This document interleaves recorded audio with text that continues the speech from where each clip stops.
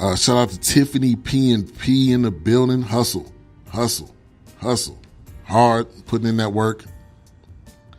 I had my beloved Ducks, and I chose Wofford as well. Look at P&P doing their thing.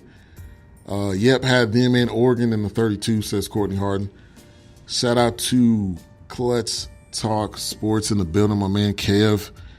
Only 4 losses in the first round and 1 in the second round. Final Four: Duke, Florida State, Tennessee, UNC. You know me and my dad are going to have UNC in the Final Four. You already know that, right? You already know that. So let's dive deep into some of the news and notes. Auburn beats Kansas to advance to the Sweet 16. When the last time Auburn has been in the Sweet 16? Bruce Pearl doing a great job at rebuilding that program. They're heading to the Sweet 16 for the first time in 16 years. But Auburn's going to be going up against, you know it, North Carolina. And they're going to lose. Okay, so great run, Auburn. You know, very happy, round of applause, golf clap to you. But you're getting ready to lose. The best game, I think, of this weekend was UCF versus Duke. The student versus the teacher. The student versus the teacher. Johnny Dawkins doing an amazing job coaching these kids up. But these kids were hitting threes like it was drops in the bucket. Like they really should have won this game. Even Coach K comes out and says they were deserving of winning, and they truly were, because during the last possessions of that game, and if the tall kid Fall, I can't remember his first name, Taco or Taco Fall, if he didn't foul out of that game,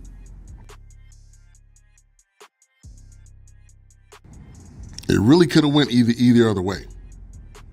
And yes, Duke did survive. And that not only did they survive, but they barely survived. So you go to the last couple possessions of that game. You have that moment where it was a missed shot. RJ Barrett gets the rebound. The player saying he was pushed.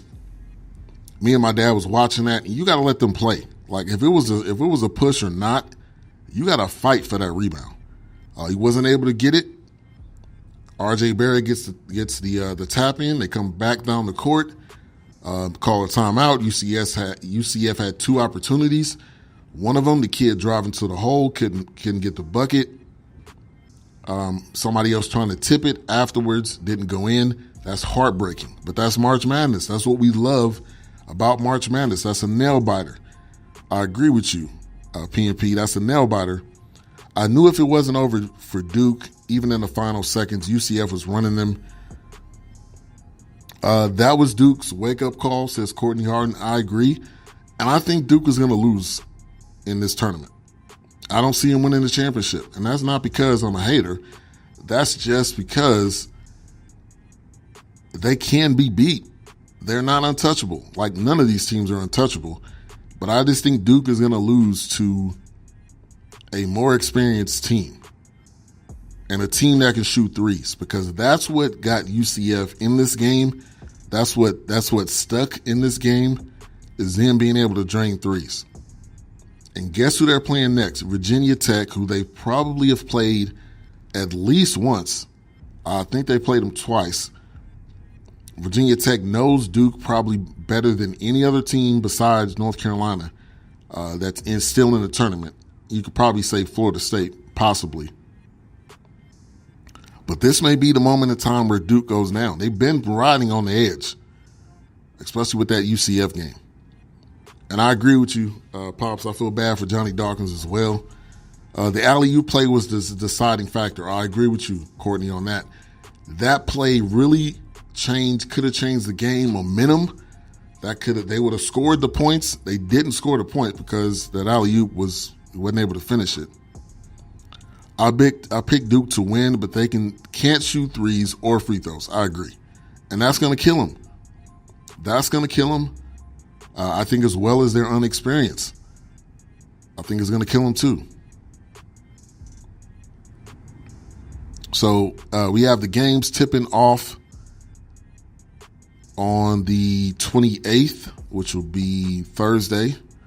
We got Gonzaga, Florida State. We got Tennessee, Purdue, Michigan, Texas Tech, Virginia, and Oregon.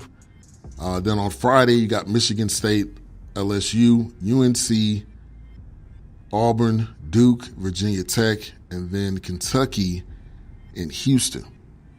I want to see Houston go as far as possible. I love their story.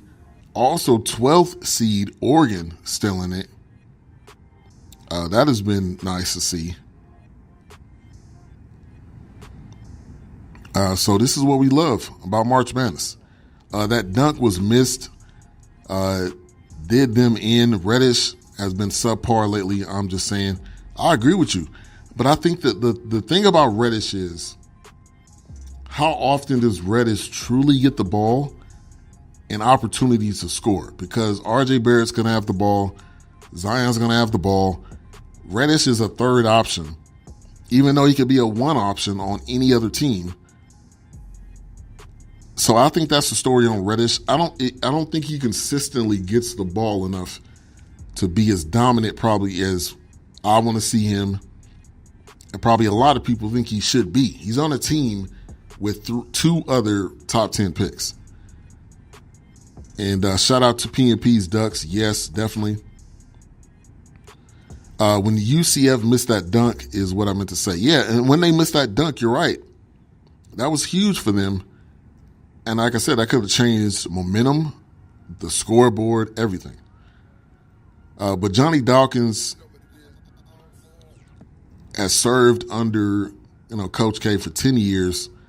And I would have loved to see him get that upset win. All right, so got a couple minutes left in the show. Next up, HREP-B, X Squad Affiliates contest. If you have not joined the contest, it's free, xsquadaffiliates.com/contest. Chance to win tickets to a Dungeon Family concert, which is in Atlanta, or you can win dinner for two. Who doesn't want dinner for two? Anywhere. I'm assuming it's going to be a gift card, so you can use that wherever you are. So you don't have to be in Atlanta. Alabama parts ways with Avery Johnson. I thought Avery Johnson did a good job putting Alabama basketball somewhere, because they were like no man's land in basketball. But he is no longer the coach there. What's next up on the horizon for Avery Johnson? I'm very interested to see. Does he come back to the NBA? Does he continue to coach in college basketball? And I think that's going to be interesting to see.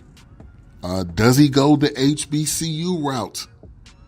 He played at Southern. So what if he goes back to Southern and coaches there?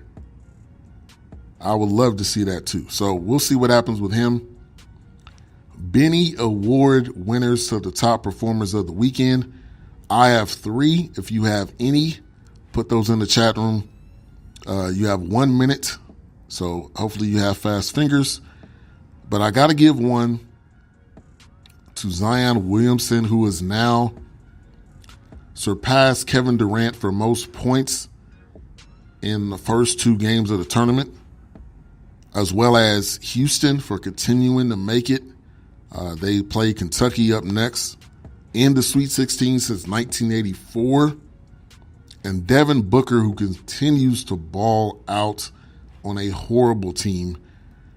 Devin Booker, we need to start a hashtag Devin Booker new team or something, because I want to see him on a new team. I want to see him and allow him an opportunity to win. So those are my Benny Award winners. What were the expectations for Alabama? Get real. Robert Horry not playing there. Facts. Like, what were you expecting? You expected them to win a national championship with Colin Sexton was probably the only top recruit they were able to get. I want to thank everybody for tuning in. Have a good rest of your day. I'll be back on Friday with the BS3 Sports Show. A-Trap B coming up next on the network. Final days of the X-Wild Affiliates contest. Sign up right now and also listen to A-Trap B. So peace. Have a good one. God bless. God is love. I'm out.